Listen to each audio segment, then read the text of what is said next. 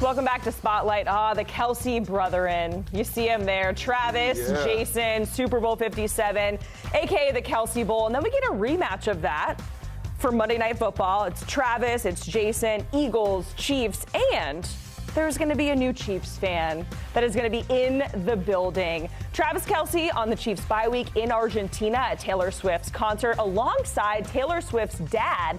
The Chiefs saying, "Welcome to the good side, Papa Swift," because he has a Chiefs lanyard around his neck.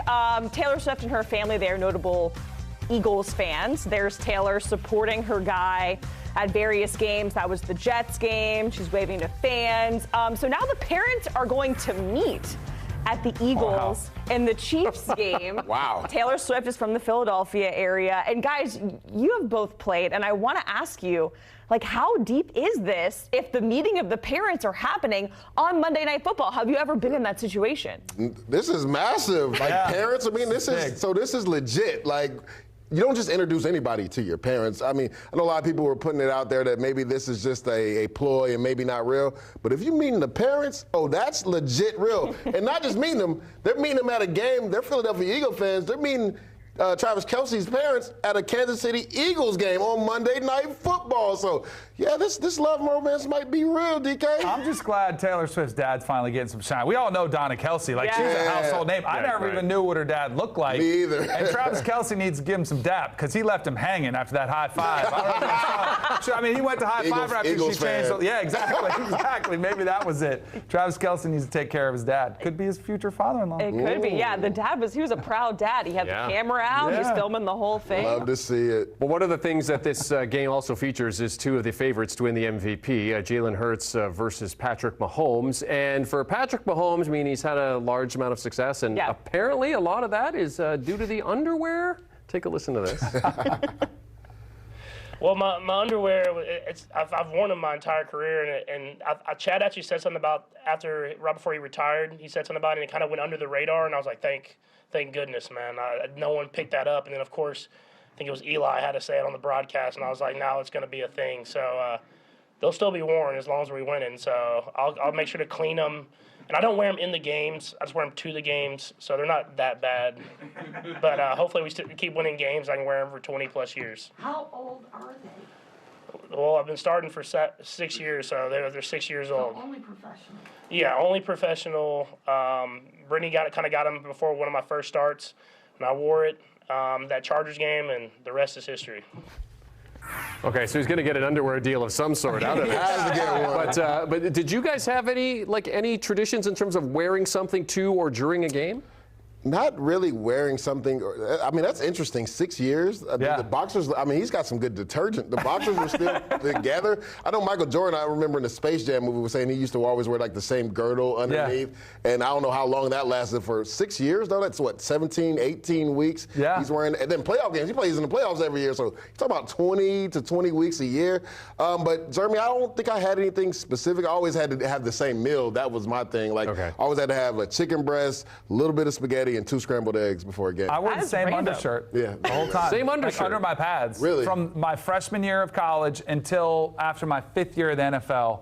Wore it all the way through 9-year stretch, starting to get holy and stuff. And it was old school cotton. Like, then I was like, all right, technology has improved. Like, we got to get the dry fit. But I wore it probably about 8 years in a row, 9 years. So in terms of this MVP showdown, I mean, who do you like in this, in terms of being able to advance themselves in the MVP conversation here? To me, I would say it's Jalen Hurts. Like, he started off a little rocky, had a couple interceptions in that Jets game, but it's really turned things around. Like, this Eagles team in the beginning was led by its run game, but it's really shifted over to the pass game with Jalen Hurts. And if you look at the Kansas City Chiefs, we have not seen the explosive offense that we're used to seeing with Patrick Mahomes. Now, I know a lot of sports betting sites still have him up there in like the top 2 or 3 as far as favorites to win the MVP, but he hasn't played MVP-type football. Like, this Chiefs team is led by its defense. Now, Patrick Mahomes has had issues with the receivers outside of Travis Kelce, really trusting a lot of these young guys, Sky Moore, and other receivers coming to the party. Rashee Rice has picked it up a little bit.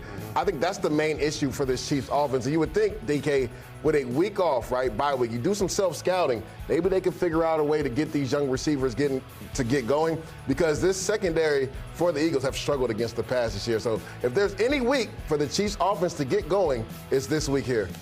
This is Jalen Hurts' night. He's got the better surroundings. He's got the better team. He's got two legit number one receivers. He's got the better offensive line, the better supporting cast. Patrick Mahomes has been struggling statistically because they've had issues. We're going to do some strengths and weaknesses, and we'll look at it because they bring them up. But Jalen Hurts has absolutely been balling. The other thing, too, it's a human nature thing that you want to kind of find the next one. And Patrick Mahomes, he's not that old, but you've already seen him win MVPs. So you're looking for that next guy to kind of give that opportunity. And I think if it was neck and neck, they would give the edge to Jalen Hurts just because he doesn't have one yet, which isn't really fair. But I think that's throughout every sport. We've seen that hurt former MVPs a lot. Do you think last year if Hurts doesn't get hurt, he wins it? Yeah, probably. Yeah, he was phenomenal. And because of the slow start this year, I mean, we can't forget, they lost Shane Steichen, breaking in a new play caller, both coordinators. But on the offensive side for Jalen Hurts, that's why they struggled a little bit early. And then, he had his breakout game. What was it, the 4 touchdown passes game? I forget who they were playing, but that was his kind of breakout game, and then he's sort of taken off. I think so. Yeah, and then he hasn't looked back. So, guys, let's talk about strengths and weaknesses for both teams, starting with the Eagles. They're sitting at 8-1. DK, I know you talked about Jalen Hurts. He has the better supporting cast. But what about weaknesses? What do they need to improve upon there in Philly? For the Eagles? Yeah. I would say for the Eagles, it's probably getting off the field, the run defense. They're so good getting after the passer, but they're not quite as good as they were last season. I think that's an area of weakness for them. And then consistency. That's been the thing. We talked about the transition earlier this season, the ups and the downs. They have to get more consistent, which they've been of late, but they've got to continue to improve in order if they want to make the Super Bowl run and get to the top of the mountain. Well, I'll follow up with that. To me, it's the pass defense. I was just talking about it. I mean, DK, they're giving up 257 pass yards per game. Last year, they were able to turn the ball over. This year, only 4 interceptions. That's where they've really struggled as far as their weaknesses. And then consistency in the run game. I talked about it. Through weeks 1 through 5, they averaged getting 164 yards on the ground per game. In the last 3 weeks, only 86 yards per game. And we talked about it. Jalen Hurts has done a lot of the heavy lifting. So I think they need to be a little bit more consistent in the run game. And on defense, I mean, that slot position more specifically, it's been a bevy of players. Like Eli Ricks has been there, right? You've also seen Bradley Roby, who could be back. He had the shoulder injury versus the Jets. I think he'll solidify that spot if he's been back. James Bradbury, who's never played slot corner, he's been in that, and teams are hunting up that position. You saw it last week with the Dallas Cowboys, or 2 weeks ago, because it was before the bye. They literally motioned CeeDee Lamb to the slot to take on Eli Ricks. He beat him on a double move for a touchdown. And then Reed Blankenship, this safety, he struggled in coverage as well. The Dallas Cowboys hunted him up in the red zone with Ferguson for a touchdown. So that's where they need to get better. Some of the Eagles' strength to me is their pass offense. I mean, A.J. Brown, 6 games straight this year, 125 receiving yards. Devontae Smith hasn't been as explosive, but I look for him to get more targets in this Monday night game because Dallas Goedert is going to be out this game. Now, that could be a concern because the Chiefs, where they struggle on defense, is pass coverage with their linebackers. We know Drew Tranquil will start because their other linebacker got hurt. That's going to be an issue for Jalen Hurts in this offense. So this is a Eagles team that's very explosive on offense, right? But on defense, their pass defense has to come to the party. So what about the Chiefs here then, Danny? I mean, sitting at 7-2, Leger mentioned that, they're being led by their defense. This offense is still struggling outside of Travis Kelce.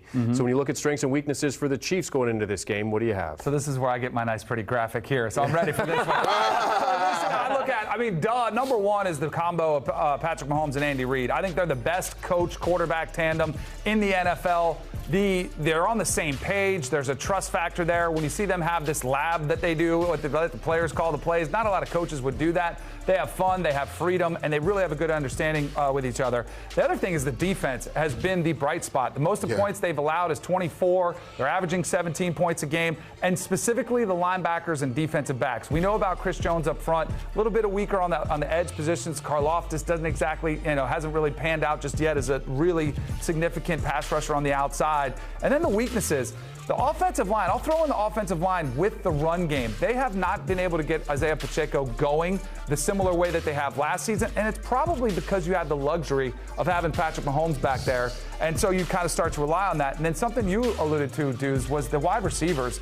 I know it's kind of an old thing, and he's been gone for a while, but they really do seem different without Tyreek Hill. Yeah. Last year, at least they had Juju Smith-Schuster, who felt like a constant force there, but no one has really stepped up to be that lead guy. They made the trade for Kadarius Toney. He hasn't been it.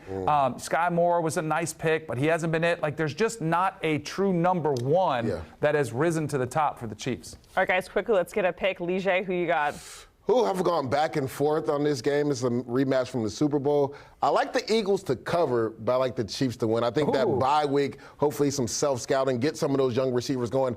I can't wait to see the matchup between the Eagles receivers and that young secondary you talked about from the Chiefs. They're all playing at a Pro Bowl level, especially Trent McDuffie in the slot. He's playing at an all-pro level. I'll go with Kansas City winning and covering here. Ooh. Yeah. Okay. 2.5 points as it stands. They'll win by field goal. As it stands right now. Danny Kanell, Douzable joining us here on HQ Spotlight. Great stuff, gentlemen. Always good to see you on the program.